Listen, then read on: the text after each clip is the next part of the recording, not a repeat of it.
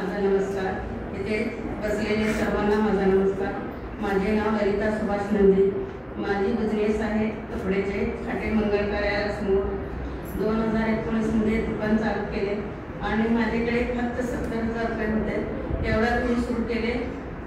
पुढे पैसे कमी पडू लागले। पुन्हा सावित्रीबाई फुले या बँकेकडून मी 75,000 घेतले आणि मॅनेजर साहेब प्रवीण साहेब टिळकर मॅडम भालेकर मॅडम यांनी मला समजून सांगितले। मग मी कर्ज पुन्हा 1 लाख घेतले, त्यानंतर पुन्हा 1.5 लाख घेतले, त्यानंतर 2 लाख घेतले, त्यानंतर 2 लाख घेतले। एवढ्या सगळ्यातून मी दुकान 6 वर्षाला टाकून 8 लाख रुपये माझ्या मुलासाठी मी त्याच्यातून काढून सहकार केले मुलाला।